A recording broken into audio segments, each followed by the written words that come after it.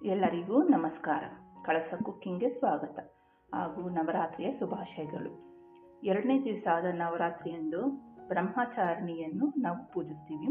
ಈ ಬ್ರಹ್ಮಚಾರಿಣಿ ದೇವಿಗೆ ಗುಡಾನ ಅಥವಾ ಬೆಲ್ಲದಿಂದ ಮಾಡಿರುವ ಪ್ರಸಾದನ ನೈವೇದ್ಯವಾಗಿ ಸಮರ್ಪಿಸ್ತೀವಿ. ಈಗ ಗುಡಾನ ಮಾಡೋದು ಹೇಗೆ ಅಂತ ನೋಡೋಣ ಬನ್ನಿ.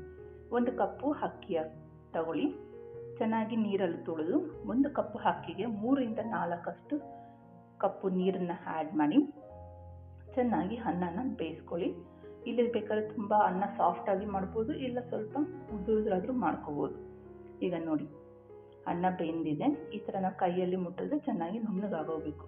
ಈ ಹದದಲ್ಲಿ ನಾವು ಇದಕ್ಕೆ ಬೇಕಾಗಿರುವಷ್ಟು ಬೆಲ್ಲನ ಆ್ಯಡ್ ಮಾಡ್ಕೋಬೇಕು.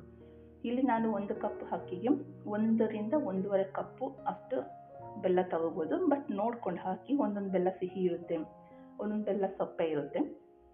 ಈ ಥರ ಆದಮೇಲೆ ಒಂದು 5 ಸ್ಪೂನಷ್ಟು ತುಪ್ಪ ಹಾಕಿ ಚೆನ್ನಾಗಿ ಕಲಸಿ ಪ್ಲೇಟ್ ಮುಚ್ಚಿ ಇನ್ನೊಂದು 5 ನಿಮಿಷ ಬೇಯಕ್ಕೆ ಬಿಡಿ. ಇಲ್ಲಿ ನಿಮ್ಗೆ ಈ ಥರ ಕಪ್ಪು ಬೆಲ್ಲ ಇಲ್ಲ ಅಂದರೆ ರೆಗ್ಯುಲರ್ ಬೆಲ್ಲನ ಪಾಕ ಬಂದಮೇಲೆ ಹಾಕಿದರೆ ಕಲರ್ ಚೆನ್ನಾಗಿರುತ್ತೆ. ಇಲ್ಲ ಅಂದರೆ ಸ್ವಲ್ಪ ಬೆಳ್ಳಗಿರುತ್ತೆ ರೈಸು.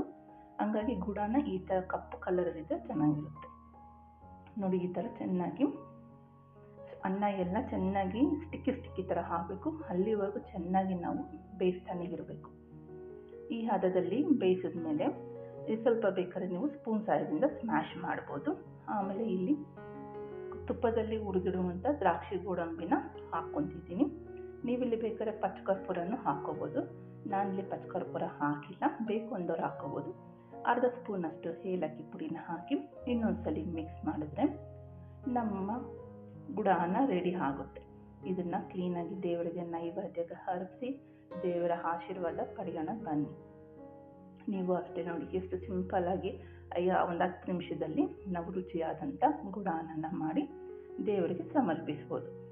ನಿಮಗೆ ಈ ವಿಡಿಯೋ ಇಷ್ಟ ಆಗಿದ್ದರೆ ಲೈಕ್ ಮಾಡಿ, ಶೇರ್ ಮಾಡಿ, ಸಬ್ಸ್ಕ್ರೈಬ್ ಮಾಡಿ. Thank you.